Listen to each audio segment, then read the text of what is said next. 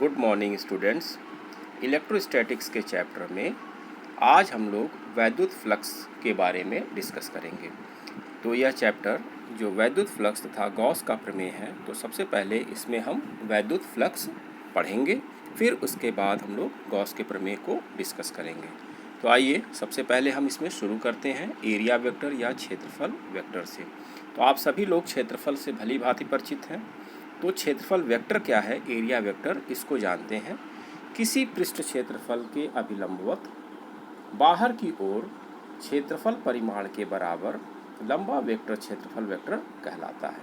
यानी कि अगर किसी क्षेत्रफल पर हम लंबवत परपेंडिकुलर उस पर ड्रा करें या उस पर हम लंब ड्रा करें, तो वह क्या कहलाता है, वह क्षेत्रफल वेक्टर या एरिया वेक्टर कहलाता है।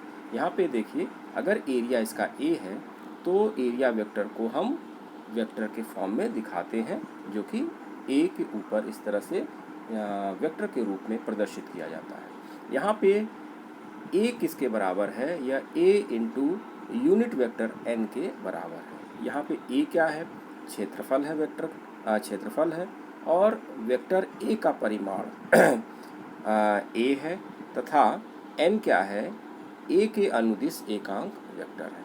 फिर से इसको समझेंगे कि जो क्षेत्रफल वेक्टर ए है, यह वेक्टर ए के परिमाण, क्षेत्रफल वेक्टर ए के परिमाण ए और यूनिट वेक्टर एन के गुणन के बराबर है। तो यहाँ पे जो एन है, यह क्या है, यह क्षेत्रफल वेक्टर ए के अनुदिश एकांक वेक्टर है। तो इसको ठीक से समझ लेंगे कि जैसे जैसे हम इसको अगर हम घुमाते हैं, यानी क्षेत्रफल घूमेगा, तो उसी तरह से वह उसके लंबवत क्षेत्रफल वेक्टर भी घूमेगा। मतलब कि क्षेत्रफल के लंबवत दिशा में क्षेत्रफल वेक्टर होगा। आइए अब हम घन कोण देखते हैं। सॉलिड एंगल किसको कहते हैं, एंगल सब लोग जानते हैं। घन कोण क्या है कि किसी गोलीय पृष्ठ का क्षेत्रफल गोले के केंद्र पर, यानी कोई गोलीय पृष्ठ है, उसका क्षेत्रफल गोले के केंद्र पर जो कोण अंतरित करता है, जो कोण बनाता है, वह घन कोण कहलाता है। इसको हम ओमेगा से प्रदर्शित करते हैं। यहाँ पे ये डब्ल्यू नहीं है, ओमेगा है। तो यहाँ पे आप देखिए चित्र में क्या दिखाया गया है कि एक गोलीय पृष्ठ दिखाया गया है। इस गोलीय पृष्ठ के ऊपर एक सूक्ष्म क्षेत्रफल वेक्टर डी ए लिया गया है। इसकी त्रिज्या आर है, और यहाँ पे डी ओमेगा यह क्या दिखा रहा है, घन कोण दिखा रहा है, जो इस सूक्ष्म क्षेत्रफल डी ए पर अंतरित हो रहा है। ठीक, तो यहाँ से डी ओमेगा यानी घन कोण जो होगा, ये D A upon R square के बराबर होगा। इसका मात्रक स्टेरेडियन होता है, इसको एस आर से प्रदर्शित करते हैं। अब यहाँ पे यदि डी ए बराबर आर स्क्वायर, यानी जो हम यहाँ पे डी ए लिए हुए हैं, यहाँ पे जो सूक्ष्म क्षेत्रफल लिए हुए हैं इस पर सरफेस पर, अगर इसका मान आर स्क्वायर के बराबर हो, यानी आर स्क्वायर के बराबर है, त्रिज्या के वर्ग के बराबर अगर है, तो हम यहाँ पे लिख सकते हैं डी ए बराबर आर स्क्वायर अगर रखते हैं तो डी ओमेगा का मान 1 आएगा, यानी कि 1 स्टेरेडियन के बराबर होगा। तो गोले के पृष्ठ के एक भाग द्वारा जिसका क्षेत्रफल त्रिज्या के वर्ग के बराबर है, केंद्र पर अंतरित कोण 1 स्टेरेडियन के बराबर होता है। फिर से समझेंगे इसको कि डी ओमेगा बराबर D A upon R square हो गया। तो D A upon R square, D A क्या है, इस गोलीय पृष्ठ पर लिया गया एक सूक्ष्म क्षेत्रफल अवयव है। ठीक, अगर इस डी ए का मान आर स्क्वायर के बराबर हो, तो नीचे पहले से आर स्क्वायर है, तो R square upon R square यह क्या हो जाएगा, 1 हो जाएगा इसका मान, इसका डी ओमेगा का, घन कोण का। तो इससे हम परिभाषित कर सकते हैं कि गोले के पृष्ठ के एक भाग द्वारा जिसका क्षेत्रफल त्रिज्या के वर्ग के बराबर है, केंद्र पर अंतरित कोण 1 स्टेरेडियन के बराबर होता है। अब अगर हम इसको पूरा घन कोण निकालना चाहें तो हम इसको इंटीग्रेट कर देंगे। तो जब हम इंटीग्रेट करेंगे तो डी ओमेगा का मान आएगा ओमेगा, और डी ए का मान आ जाएगा 4 पाई आर स्क्वायर, क्योंकि यह गोले के संपूर्ण पृष्ठ के बराबर होगा। तो यहाँ से निकालेंगे 4 पाई आर स्क्वायर रखेंगे, अपॉन आर स्क्वायर पहले से है, आर स्क्वायर कट जाएगा, तो 4 पाई स्टेरेडियन है। यानी कि गोले के संपूर्ण पृष्ठ क्षेत्रफल द्वारा केंद्र पर 4 पाई स्टेरेडियन कोण अंतरित किया जाता है। यानी कि जो पूरा गोला है वह केंद्र पर कितना कोण अंतरित करेगा, 4 पाई स्टेरेडियन। तो इसको ठीक से समझेंगे क्योंकि नई चीज़ है थोड़ी सी। तो और नई चीज़ में बस ये है कि यहाँ पे वहाँ पे हम केवल कोण पढ़ते थे, यहाँ पे घन कोण पढ़ेंगे, इसको हम ओमेगा से प्रदर्शित करेंगे। अब यहाँ पे देखिए, यहाँ पे चित्र में क्षेत्रफल अवयव डीए, गोले के पृष्ठ पर प्रक्षेप डीए कॉस थीटा इसका होगा। यहाँ पे देखिए, यहाँ पे ये डीए है, ठीक। तो इस डीए का जो यहाँ पे प्रक्षेप है यह डीए कॉस थीटा होगा। अगर यह कोण थीटा है तो इन दोनों के बीच में भी कोण थीटा होगा। घन कोण डी ओमेगा है। तो इस प्रकार एक सामान्य, एक जनरल फॉर्म में हम लिख सकते हैं कि डीए बराबर DA cos theta upon R square.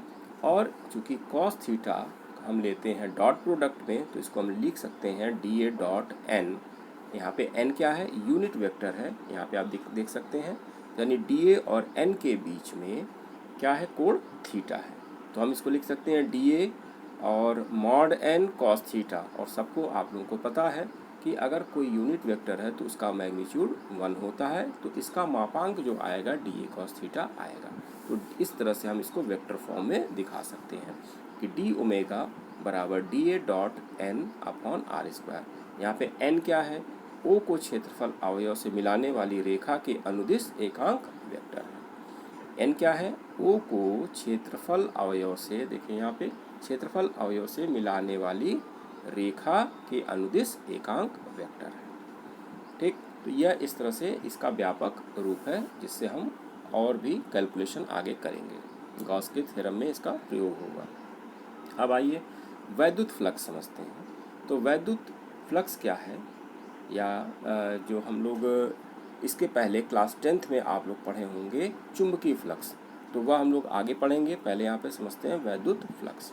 तो वैद्युत क्षेत्र में स्थित किसी पृष्ठ के अभिलंबवत गुजरने वाली वैद्युत बल रेखाओं की संख्या उस पृष्ठ से बद्ध वैद्युत फ्लक्स कहलाता है। तो यहाँ पे आप इसको दूसरे शब्दों में ये भी समझ सकते हैं कि वैद्युत क्षेत्र में स्थित किसी काल्पनिक पृष्ठ पर वैद्युत फ्लक्स उस पृष्ठ से होकर गुजरने वाली वैद्युत बल रेखाओं की संख्या की माप के बराबर होता है। फिर से आप सुन लें इसको कि वैद्युत फ्लक्स इसके अलावा भी हम इसको व्यक्त कर सकते हैं कि वैद्युत क्षेत्र में स्थित किसी काल्पनिक पृष्ठ पर वैद्युत फ्लक्स उस पृष्ठ से होकर गुजरने वाली वैद्युत बल रेखाओं की संख्या की माप है। इसको फाई ई से प्रदर्शित करते हैं। इसको किससे प्रदर्शित करेंगे, फाई ई से। और यह एक अदिश राशि है वैद्युत फ्लक्स।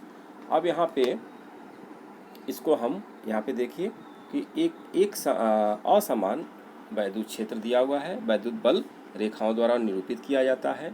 और माना इस क्षेत्र के एक आर्बिट्रेरी पृष्ठ यानी काल्पनिक, इसको स्वच्छ पृष्ठ कहते हैं, और डीए तथा डीए एक पृष्ठ अवयव है। इस पे क्या है, एक पृष्ठ अवयव, यहाँ पे देखिए पृष्ठ दिखाया हुआ है, और इस पर एक डीए पृष्ठ अवयव यानी सरफेस एलिमेंट है, जिसको हम कहेंगे कि छोटा सा इसका पार्ट डीए लिया गया है। अब डीए इतना लघु है कि इसको हम समतल मान सकते हैं। कैसा मान सकते हैं कि यह समतल है, ठीक। अब इस पर वैद्युत क्षेत्र को हम एक समान मान सकते हैं। पृष्ठ अवयव डीए को एक क्षेत्रफल वेक्टर डीए से हम निरूपित कर सकते हैं, जिसका परिमाण पृष्ठ अवयव का क्षेत्रफल डीए है। परिमाण इसका डीए वेक्टर का क्या होगा, डीए होगा, और जिसकी दिशा पृष्ठ अवयव पर बाहर की ओर खींचे गए अभिलंब के दिशा में है। अब हम वैद्युत फ्लक्स, इस सूक्ष्म क्षेत्र से गुजरने वाला वैद्युत फ्लक्स को लिखेंगे, जो डी फाई ई के बराबर होगा। यानी फाई ई वैद्युत फ्लक्स होगा, डी फाई ई क्या है, इस सूक्ष्म अवयव से गुजरने वाला वैद्युत फ्लक्स। इसको हम लिखेंगे E cos theta into D A. जैसे कि हम E cos theta into D A का मतलब कि ये ई कॉस थीटा, यहाँ पे देखिए ई का जो यहाँ डी ए की दिशा में अवयव है, यह क्या होगा, ई कॉस थीटा, यदि इन दोनों के बीच में कोण थीटा। तो इसको हम लिख सकते हैं E D A cos theta, और E D A cos theta क्या होगा, ई डॉट डी ए। आप लोग कक्षा 11 की किताब से सबसे पहले सदिश यानी वेक्टर एनालिसिस जो चैप्टर है, सदिश विश्लेषण, उसको आप लोग रिवाइज कर लेंगे, क्योंकि उसका जगह जगह बार बार यहाँ पे उसका उपयोग होगा। तो यहाँ फिर से देखें, हम डीए की दिशा में ई का अवयव लेंगे ई कॉस थीटा, और डीए का यूनिट क्या, ये मापांक क्या होगा, डीए। तो ई डी ए कॉस थीटा इसको हम लिख सकते हैं ई डॉट डी ए। तो डी फाई ई क्या हो जाएगा, ई डॉट डी ए के बराबर होगा। और संपूर्ण पृष्ठ से अगर हमको निकालना होगा तो क्या करेंगे, दोनों तरफ इंटीग्रेट करेंगे। तो डी फाई ई का इंटीग्रेशन फाई ई हो जाएगा और ई डॉट डी ए को हम इसी रूप में लिख देंगे, यानी कि यहाँ पे जो नीचे ए लिखा है इसका मतलब पृष्ठ समाकलन है। तो यहाँ पे हम फाई ई यानी वैद्युत फ्लक्स को integration of E dot D A के रूप में लिखेंगे। अब इसमें कुछ चीज़ें हैं, इसको बाकी चीज़ें समझ लेते हैं। वैद्युत फ्लक्स एक अदिश राशि है, इसका मात्रक न्यूटन मीटर स्क्वायर प्रति कूलाम है। बीमी सूत्र ml power 3 t power -3 a power -1 होता है। वैद्युत क्षेत्र में किसी पृष्ठ से बद्ध वैद्युत फ्लक्स उस पृष्ठ पर वैद्युत क्षेत्र के अभिलंब घटक के पृष्ठ समाकलन के बराबर होता है। यह फिर से सुनेंगे, वैद्युत क्षेत्र में किसी पृष्ठ से बद्ध वैद्युत फ्लक्स उस पृष्ठ पर वैद्युत क्षेत्र के अभिलंब घटक के पृष्ठ समाकलन के बराबर होता है। बंद पृष्ठ से जाने वाला वैद्युत फ्लक्स क्या होगा, किसी क्लोज्ड सरफेस से, तो फाई ई बराबर surface integral E dot E A, इस तरह से इसको हम लिखेंगे। और अभी दिखाया गया है ई डॉट डी ए को हम कैसे लिखेंगे, ई डी ए कॉस थीटा। यहाँ पे थीटा कौन सा कोड है, यह इलेक्ट्रिक फील्ड ई और एरिया वेक्टर डी ए दोनों के बीच का कोण है, यानी वैद्युत जो थीटा कोण है यह वैद्युत क्षेत्र और क्षेत्रफल वेक्टर के बीच का कोण है। यहाँ पे आप देखिए इस तरह से सरफेस दिखाया गया है जो कि इस वैद्युत क्षेत्र के लंबवत रखा गया है। इस तरह से जब हम रखेंगे तो क्षेत्रफल वेक्टर वैद्युत क्षेत्र की दिशा में होगा, तो इन दोनों के बीच में कोण क्या होगा, 0 डिग्री का होगा।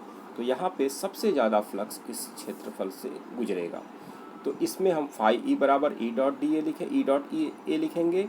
यहाँ पे ई ए कॉस थीटा लिखेंगे, चूँकि दोनों एक दिशा में है तो थीटा 0 होगा तो कॉस 0 होगा, तो इस समय फाई का मान ई ए के बराबर होगा जो मैक्सिमम होगा। अब यदि क्षेत्रफल उसी की दिशा में, किसकी दिशा में, क्षेत्रफल क्षेत्र की दिशा में हो, तो क्षेत्रफल वेक्टर क्या होगा, इस क्षेत्र के लंबवत, यानी कि वैद्युत क्षेत्र के लंबवत हो जाएगा। इस तरह से इन दोनों के बीच में कोण कितना हो जाएगा, 90 अंश का हो जाएगा। तो फाई ई बराबर हो जाएगा ई ए कॉस 90। इस दिशा में इस क्षेत्रफल से होकर कोई वैद्युत फ्लक्स नहीं गुजरेगा। यहाँ पे एक पॉजिटिव चार्ज के द्वारा दिखाया गया है कि सभी दिशाओं में वैद्युत फ्लक्स बाहर की तरफ होगा, इसको हम धनात्मक मानेंगे। और कोई ऋणात्मक है यानी निगेटिव चार्ज है तो उसकी तरफ फ्लक्स की दिशा होगी, इसमें हम इस वैद्युत फ्लक्स को निगेटिव मानेंगे।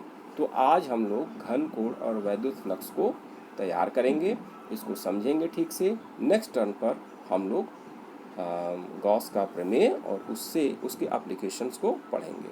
धन्यवाद।